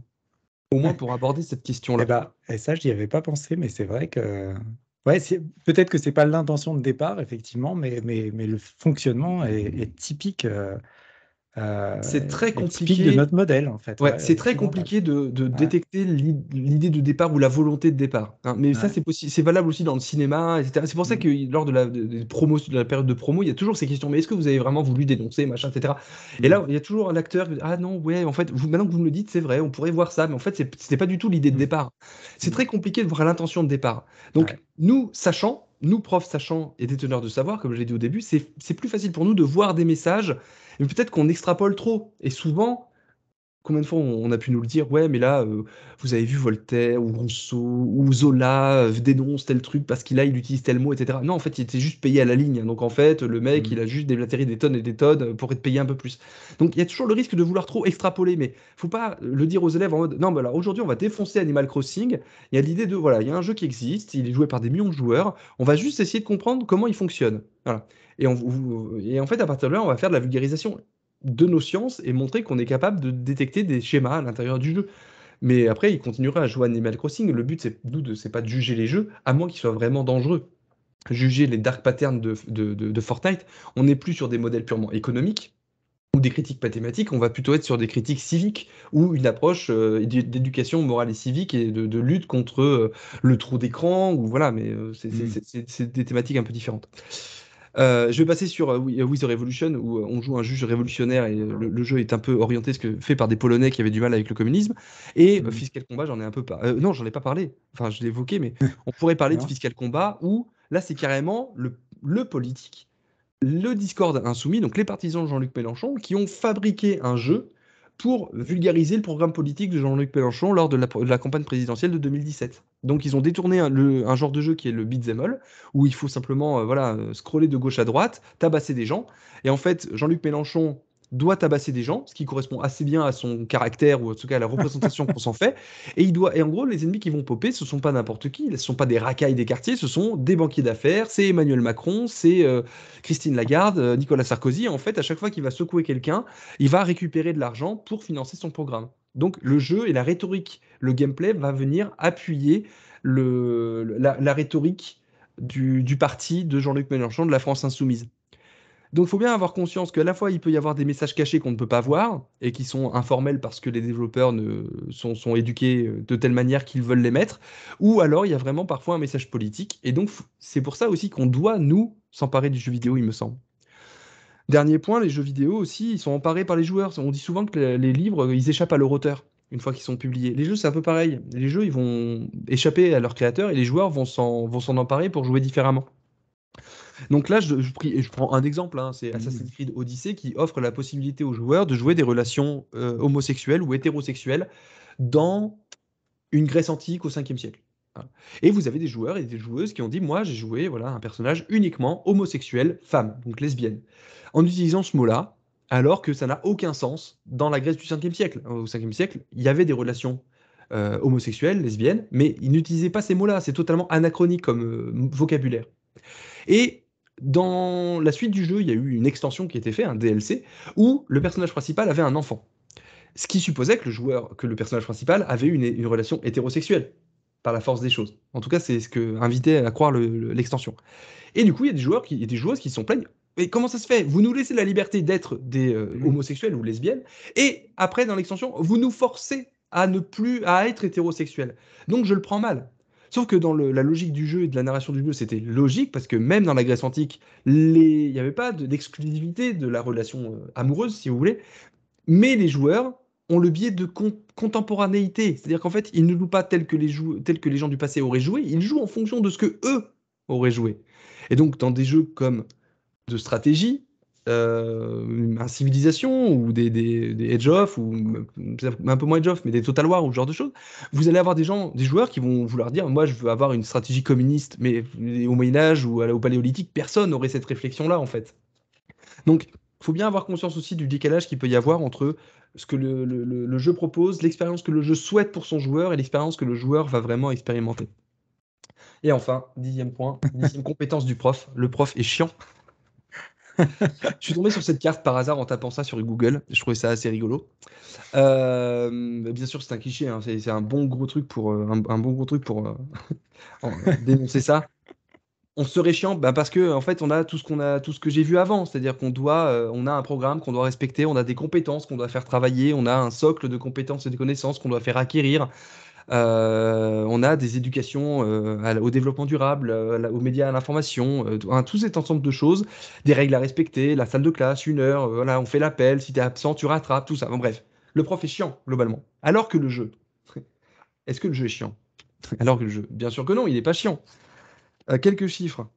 Déjà, je vous ai montré, hein, les centaines de jeux que passent les joueurs devant, hein, voilà. J'aurais pu vous mettre, il y avait une capture d'écran d'un profil Steam, d'une page Steam avec un joueur qui passe plus de 1000 heures de jeu sur League of Legends. Le jeu n'est pas chiant parce qu'on y vient de manière volontaire et qu'il y a ce côté j'y vais sans apprendre quelque chose. Et le jeu en France, le CEL, donc le syndicat des éditeurs de logiciels de loisirs, sort des chiffres assez régulièrement, enfin tous les ans d'ailleurs, et on voit que 73% des Français jouent, et on voit plutôt sur la page de droite que 2 enfants sur 3 jouent presque tous les jours, et un adulte sur 3 joue quasiment tous les jours ou presque. Donc en gros, les gens jouent, et nos jeunes jouent. On m'accuse souvent de faire rentrer le loup dans la bergerie en mettant le jeu dans ma salle de classe. Mais en fait, je demande tous les ans en début d'année, mes élèves jouent à des jeux. Pas forcément même que moi, mais ils jouent à des jeux qui les intéressent. Donc le but, c'est pas non plus de casser leur délire et de leur dire non, vous jouez plus, c'est nul, le jeu c'est nul, etc. C'est de leur faire comprendre que le jeu c'est plus profond que simplement je peux. Voilà, c'est pas uniquement une activité volontaire avec un but, etc. Le but a une fonction et le but peut être porteur de sens. Les actions que le joueur peut faire peuvent avoir du sens. Et je reviendrai sur des compétences qui ne sont pas forcément scientifiques, scolaires, mais plutôt des compétences sociales, on va dire.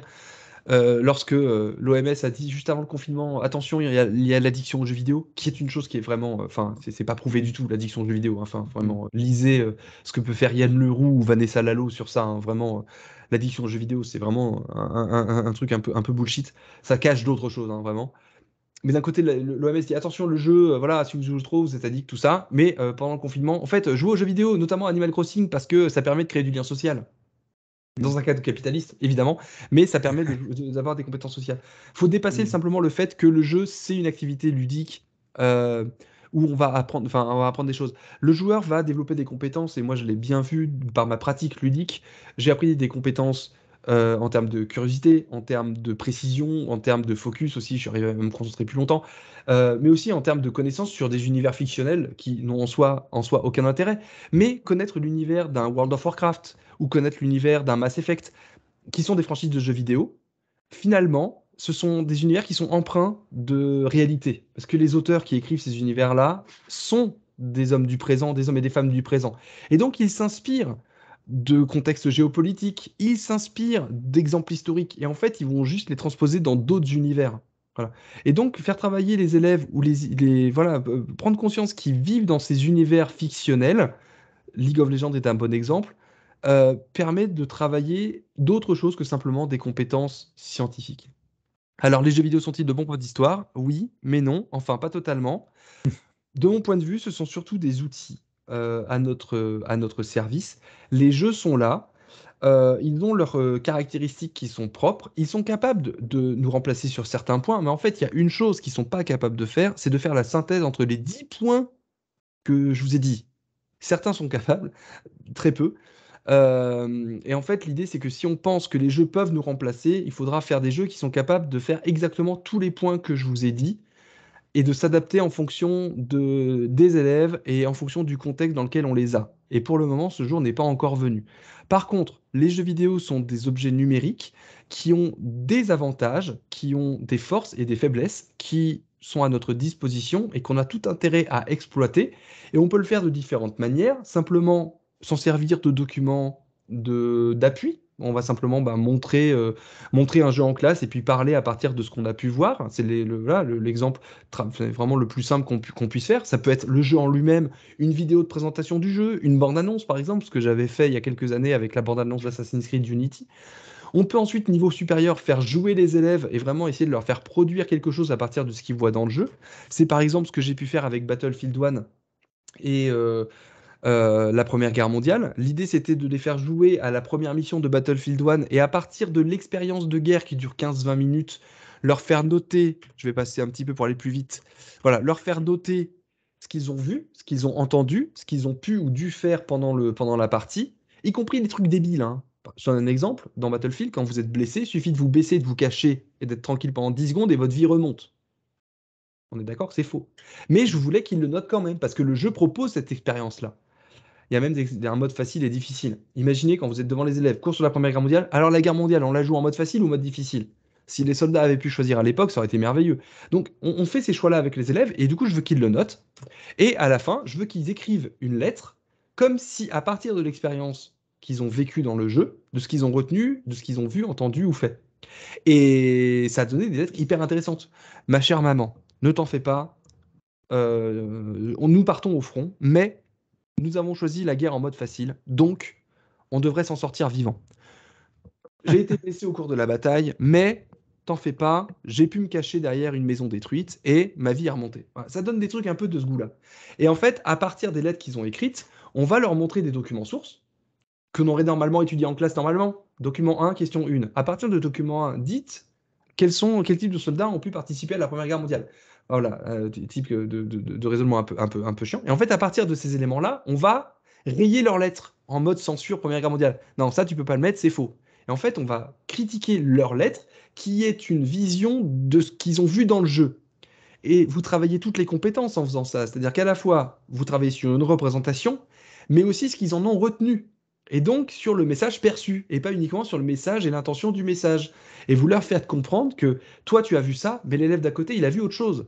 Et en effet, tous ne voient pas la même chose. Certains sont plus centrés sur le décor, le fait que c'est brûlé, que c'est totalement destructible. D'autres sont plus sur les armes, sur les grenades qu'on peut lancer, les interactions physiques avec avec les autres joueurs, soldats du coup qui sont dirigés par l'IA. Et d'autres sont plutôt sur ben, euh, la souffrance physique. Ah ouais, quand même, il y en a un, le chef, il m'a crié derrière. Il y en a même qui vont repérer le coup de sifflet qui lance l'assaut. Tout le monde ne le sent pas, ce truc-là. Donc voilà, le but c'est de repérer ça et de discuter de ça avec eux. Le jeu est propice au débat. Voilà, de quelques exemples de comparatifs qu'on peut faire, hein. Je vais passer assez vite parce que j'ai largement dépassé mon temps. Juste celle-là, je la cite à chaque fois parce elle me fascine. À un moment du jeu, on a cet écran-là, voilà, en haut à droite, où vous rentrez dans le char et vous avez votre viseur sur deux brancardiers qui portent un soldat. On ne sait pas s'il est vivant ou mort, et vous êtes visiblement dans un cimetière. Vous voyez les croix chrétiennes, et en fait, vous savez, parce que juste avant, la caméra, elle se déplace depuis une église que vous venez de défendre. Donc l'église est ruinée, vous voyez la cloche, tout ça, et vous rentrez dans le char. Donc vous savez que vous êtes à côté d'une église dans le jeu. Et je suis tombé sur cette lettre de Charles Guinan qu'il a écrite à Verdun en octobre 1916, et c'est marqué: plus tard, les médecins et infirmiers vinrent me chercher pour m'emmener à l'hôpital, aménagé dans une ancienne église bombardée. L'hôpital est surchargé, il y a 20 blessés pour un médecin, on m'a allongé sur un lit, et depuis j'attends les soins. Enfin, je suis incapable de vous dire qu'ils ont lu cette lettre et je me dis, ah, ça c'est génial ce qu'il a écrit, on va le mettre dans le jeu. Mais en fait, ce qui m'intéresse, c'est de faire le lien entre les deux trucs, et que ce qu'on voit dans le jeu, c'est pas si idiot que ça. Et en faisant ça, ils ont vu la lettre, ils ont lu la vraie lettre, et ils ont réfléchi à la représentation dans le jeu. Et c'est ça qui compte pour moi. Donc, c'est des choses qui peuvent être faites dans plein de pratiques, dans plein de trucs disciplinaires. Et enfin, la dernière méthode, la dernière chose qu'on peut faire, c'est de faire fabriquer des jeux. Pardon, la présentation est un tout petit peu différente parce que c'est une présentation académique que j'ai faite il y a 2 jours. Donc, j'ai repris des slides avec mon magnifique Bowser. La dernière étape qu'on puisse faire, c'est de faire fabriquer des jeux aux élèves. Et dans ce cas-là, à la fois, ils vont comprendre le processus créatif, mais aussi, ils vont pouvoir s'exprimer. Donc, le jeu devient cette fois un média d'expression. Et donc, c'est ce qu'on est en train de faire au collège où je travaille et dans l'académie de Clermont-Ferrand autour de l'entreprise Atlantide.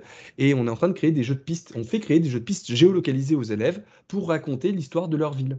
Donc, on leur dit, voilà, en gros, vous devez raconter un épisode de l'histoire de la ville d'Autière où je travaille à travers un jeu de pistes géolocalisé, donc un mélange d'escape game et de geocaching. Et donc, on va à la fois découvrir comment le jeu fonctionne, qu'est-ce que c'est qu'un jeu de pistes géolocalisé, leur faire choisir un sujet de l'histoire de leur ville, leur faire des recherches documentaires autour de ce sujet-là, donc en leur faisant faire des fiches de personnages, des fiches de lieux, des fiches d'objets, des fiches d'événements. Ensuite, on va leur faire vraiment découvrir le moteur de jeu, comment on fabrique un jeu Atlantide, à travers des petits tutos et un petit truc un peu ludique. Et ensuite, vu qu'ils auront découvert le moteur, ils sauront comment l'utiliser et ils auront fait des recherches, comment on mixe les deux pour raconter une histoire. Et donc, ça vous donne les pitchs que vous avez à droite. Il y en a qui se sont concentrés sur le nom du collège dans lequel je bosse. En fait, ils connaissaient même pas l'origine du nom. Ils savaient même pas qui était Antoine Audambron. Et ils ont découvert que c'était un riche commerçant d'Outière qui était en fait à l'origine du premier collège. C'est lui qui a donné le premier bâtiment où était fondé le premier collège. Et donc ça donne le pitch suivant. Antoine Audambron, riche commerçant de Thiers, a été victime d'un cambriolage qui peut avoir de graves conséquences sur l'histoire de la ville. On n'en dit pas trop aux joueurs, mais en gros, c'est si le cambriolage n'est pas résolu et si on ne rend pas les objets à Antoine Audambron, eh ben, il ne pourra pas donner le bâtiment et donc il ne pourra pas fonder le collège. Et donc tout le but du jeu, ça va être de raconter ça. Et donc les élèves vont ensuite écrire le storyboard, donc vraiment le déroulé du jeu, et fabriquer les assets, donc à la fois et les énigmes pardon du jeu de piste, et fabriquer les assets graphiques. Là, ça c'est des dessins d'un des personnages qui se trouve dans un des jeux. Et enfin, fabriquer le jeu dans la machine. Voilà ce que ça va donner dans le moteur de jeu. Donc c'est du codage un peu simplifié. Voilà. Donc c'est comme si on faisait du Scratch mais avec un autre outil si vous voulez. Et à partir de là, en fait, l'objectif c'est de comprendre comment dans la machine on fait raconter le jeu à la machine et comment on raconte une narration dans le jeu. Voilà. Donc ils ont dû créer des personnages fictifs et historiques. Là ici, George Sand, un peu stylisé manière manga, mais c'est une élève qui a fait ça, hein, qui passait plus de temps à gribouiller dans mon cahier d'histoire qu'à écrire mon cours, hein. Et là, tout d'un coup, elle s'est dit, mais ouais, je peux m'exprimer enfin, ça a du sens. Créer un parcours géolocalisé, donc réfléchir à quel lieu je parcours, quelle distance parcourue, est-ce que c'est pas trop dur? Donc là, même il y a des compétences de PS qui sont et d'éducation physique par rapport à la sédentarité, etc. Écrire des dialogues, donc là on est clairement sur des compétences de français. Récupérer des documents d'archives, donc là on est à la fois sur de l'EMI, de la documentation, du français, de l'histoire. On a même réécrit des passages du bouquin de Georges Sand dans ce scénario-là pour qu'il puisse être lu et intégré dans le jeu. Raconter des anecdotes, écrire des énigmes en se servant de documents historiques. Et au final, voilà, vous avez le tableau de toutes les compétences qui sont travaillées, mais là, je vous renvoie vers le site académique de l'Académie Clermont-Ferrand où tout a été où tout a été indiqué, pardon. Et enfin, bah, pour conclure, je dirais que je reprendrai les mots de Laurent Turcot dont j'ai déjà parlé et que voilà, je suis totalement d'accord avec son affirmation. Les jeux vidéo sont une porte d'entrée ouverte sur le passé, mais en fait sur la science, si je devais généraliser. Gageons que certains joueurs auront envie d'en savoir plus, recueilleront quelques informations sur le web, d'autres dans des livres, et à partir de là, dans d'autres livres encore. Donc lui, il parle d'histoire, mais c'est valable pour n'importe quelle science. Peut-être qu'à partir de Kerbal Space Program, ils auront envie d'en savoir plus sur les fusées. Peut-être, comme tu l'as dit en introduction, en jouant à Flight Simulator, ils auront envie d'en savoir plus sur les aéroports, sur la navigation, sur comment fonctionne le trafic aérien. Peut-être qu'en jouant à Sport, même si ça reste un vieux jeu, ils auront envie d'en savoir plus sur l'évolution, sur les théories de l'évolution. Peut-être qu'en jouant à Ancestors, The Humankind Odyssey, ils auront envie d'en savoir plus sur les premiers hominidés, sur Darwin, les théories de l'évolution, etc. Et c'est ça que je trouve beau. Et je pense que nous avons tout intérêt à nous intéresser et à nous emparer de cet outil. Si nous ne le faisons pas, qui le fera? Les parents ont besoin que nous les aidions sur cette tâche-là. Voilà, je vous remercie de votre attention et j'ai un peu dépassé mon temps, mais comme d'hab, je parle Mais beaucoup. aucun problème. Merci William, merci, merci. Et bravo hein, pour ton analyse hyper complète. Enfin, je pense qu'on a découvert énormément de choses dans tout ce que tu nous as dit, la complexité qui se cache derrière et comment justement on peut s'appuyer là-dessus pour aiguiser la curiosité et comme tu le disais aussi, voilà, faire prendre conscience aux élèves de tous les aspects, tous les rouages qui sont derrière les jeux vidéo auxquels ils jouent, et c'est vraiment intéressant. Alors, comme tu le disais, tous les jeux vidéo ne se valent pas, enfin, ne se valent pas, n'ont pas la même portée, j'imagine, hein, mais il y a toujours quelque chose à en tirer, ça, c'est vrai. Et on peut apprendre par le jeu énormément. Et c'est super d'avoir pu montrer justement ce que toi, tu avais fait aussi en classe, en activité, et le type de déroulé que tu proposais, le type de document que tu as pu produire. C'est vraiment, vraiment très, très intéressant. Juste Oui, enfin, pour accompagner ou finir sur cette note-là, ouais. un jeu n'a jamais vocation à faire apprendre Enfin, des jeux peuvent avoir la vocation de faire apprendre des choses. Dans ce cas-là, on va plus aller vers du jeu sérieux ou ce genre de choses. Mhm. Des jeux peuvent être très sérieux dans leur approche de la matière, mais par contre, il y aura toujours besoin que le joueur se pose la question. Est-ce que ce que j'ai vu, lu ou entendu est fait dans le jeu? Est-ce que c'est, voilà, scientifiquement, ça tient la route, Mhm. ce genre de choses? Et en fait, cette vérification, soit elle est faite a priori par des influenceurs, par des journalistes, par des scientifiques, ce genre de choses. Dans ce cas-là, après, les joueurs, ben, ils sauront qu'en jouant à ce jeu-là, ils auront la main dessus. Soit on fait acquérir aux élèves le réflexe de transformer une information en savoir. Ça, voilà. Mais c'est Mhm. de la même manière que nous en classe. Tout ce qu'on va leur balancer comme information, il faut à un moment que ça se fixe en connaissance et qu'ils prennent conscience que enfin, voilà, faut qu'ils intériorisent et qu'ils questionnent eux-mêmes ce qu'ils ont vu dans le jeu. Le jeu ne Mhm. va pas forcément le faire tout seul, donc il y a Mhm. besoin d'un accompagnement. Et Vanessa Lalo serait là, elle le dirait mieux que moi. Mhm. Nous, on peut le faire en tant qu'enseignants. Les parents doivent le faire aussi. Et les chiffres du CEL le montrent aussi, et c'est le conseil qu'on doit donner aux parents. Ouais. Déjà, jouer aux jeux vidéo avec les enfants. Ça ne veut pas dire jouer à leur place ou jouer avec eux, d'être en coopératif, mais de s'intéresser à quoi ils jouent, Mhm. de leur faire raconter ce à quoi ils jouent. Parce que même si je sais que les ados se construisent contre leurs parents, etc., ils ont pas envie, ils ont envie d'avoir leur précaré à eux, si on ne s'intéresse pas à ce à quoi ils jouent, qu'on n'essaie pas de comprendre pourquoi ils y jouent, on va dans l'impasse en fait.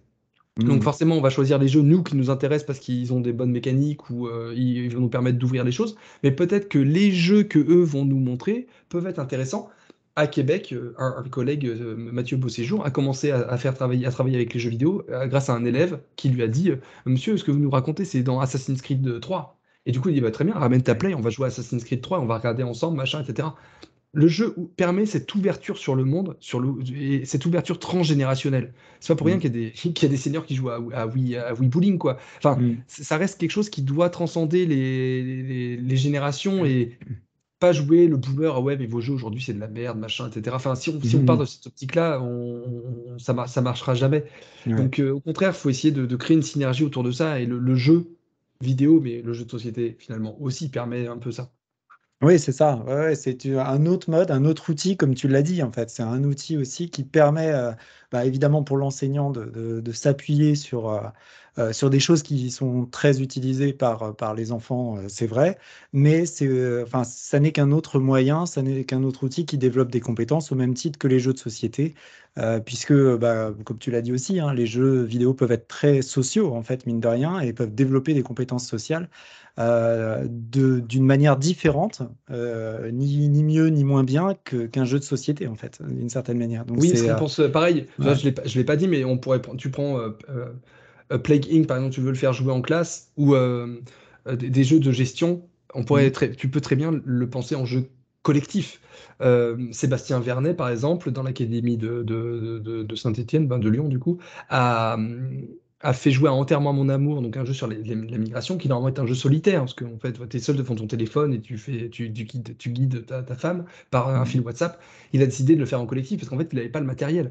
Et en fait, souvent, le frein, c'est le matériel. Comment on fait jouer aux Mhm. jeux vidéo alors qu'on n'a pas de matos? Mais en fait, on peut très bien mettre une Switch, une PlayStation dans la classe, et le jeu va Mhm. être collectif, c'est-à-dire qu'on va réfléchir à qu'est-ce qu'on va faire ensemble. Et les jeux de stratégie, les jeux au tour par tour, ce genre de choses permettent ce genre de mécanique-là, de Ouais. jeu collectif. Et au contraire, ça va créer une synergie dans la classe, ça va créer des débats par rapport à qu'est-ce qu'on fait, machin, etc. Donc, faut Mhm. d'une faiblesse qui est le manque de matériel, même si je prie hein, pour qu'on arrive un jour à avoir du matériel plus facilement accessible dans les classes, Mhm. il faut voilà, réussir à trouver d'autres manières de faire jouer. Headliner Novi j'ai la chance d'avoir 3 ordinateurs dans ma classe, enfin dans mon collège, j'en aurais qu'un, j'aurais fait jouer de manière collective, et j'aurais trouvé un dispositif qui fait que pendant la partie, ils avaient des objectifs différents. Donc du coup, j'aurais créé un Mhm. jeu de rôle autour du jeu. Le jeu, je ne l'ai pas dit, on confond toujours, quand on parle de gamification ou de ludicisation, on confond toujours le jeu objet avec le jeu situation. Parce qu'en Mhm. français, on a qu'un mot, on a le mot jeu. Et en fait, le jeu, c'est pas uniquement l'objet. C'est la situation dans laquelle tu vas réussir à mettre ton joueur pour qu'il se rende pas compte que le temps passe. En gros, il va être en Mhm. situation de jeu, quoi.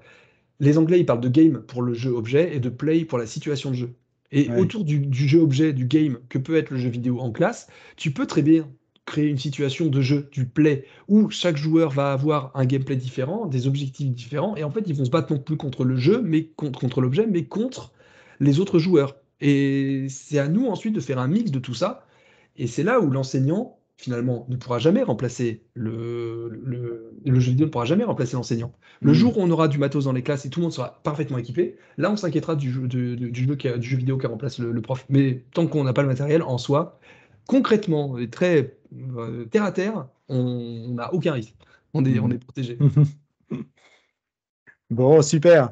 Effectivement, on a un peu beaucoup dépassé, mais bon, Désolé. allez, c'est pas grave, ça fait du bien. En plus, voilà, c'était un sujet passionnant juste avant Noël en plus. Donc en plus, on va avoir les vacances là, qui arrivent pour, si vous êtes bien sûr dans l'éducation, si vous avez des vacances, profitez-en, profitez-en pour vous reposer, pour vous ressourcer, profitez-en pour jouer un peu aussi, hein, qui sait, pourquoi pas. Et aussi pour découvrir d'autres choses, pour apprendre, hein, ça sert à ça aussi. Les vacances, ça sert aussi à recentrer un peu ses pratiques pédagogiques, hein, pourquoi pas tenter de nouvelles choses en classe à la rentrée de janvier, hein, qui sait. Alors vous savez vous avez plein de ressources qui existent hein, librement accessibles hein, pour s'auto-former. Pour découvrir aussi, je vous invite d'ailleurs vraiment à découvrir la chaîne de William. Alors, il n'osait pas trop faire son autopromotion, mais moi, je peux vous dire et je vous conseille vivement, c'est hyper intéressant. Vous allez découvrir tout un tas de choses sur plein de jeux. Donc, c'est chouette d'aller voir ça. Merci, merci William, bravo. Et Merci. donc, n'oubliez pas, hein, vous pouvez retrouver l'intégralité de tous nos webinaires, puisque aussi les vacances, c'est peut-être pour rattraper tous les webinaires que vous n'avez pas pu voir avant, bien sûr. Donc, n'hésitez pas à aller revoir tout ça. William en a parlé d'ailleurs, hein, en parlant justement sur ce sujet des jeux. Il a parlé de différenciation, il a parlé voilà, différents types de pédagogie. Bah oui, on les a abordés dans les différents webinaires qu'on a pu faire. Donc, c'est intéressant de peut-être aller revoir les interventions qu'on a eues de nos précédents invités qui étaient toutes plus intéressantes les unes que les autres. Donc nous, on se retrouve dès début janvier hein, pour une nouvelle série de webinaires. Donc, on va avoir plein d'autres sujets que je vous laisserai découvrir à ce moment-là. On va avoir le temps de bien préparer les choses là jusqu'au mois de janvier pour vous offrir un programme qui soit le plus épanouissant possible, le plus formateur, le plus intéressant. Et donc un grand merci William pour ta session d'aujourd'hui enfin moi qui m'a passionné et je pense que je suis pas le seul. On a effectivement un petit mot de Franck qui a dit excellent, hein, bravo, merci Merci. Franck, c'est super. Et Sabine, merci aussi. Donc bah, je suis très heureux que voilà que la session vous ait plu. Bon. On se retrouve en janvier. Je vous souhaite d'excellentes fêtes de fin d'année. Jouez bien, apprenez bien, formez-vous bien et au plaisir de vous retrouver en 2023. À Bonne fête de fin bientôt. d'année, à bientôt. À bientôt.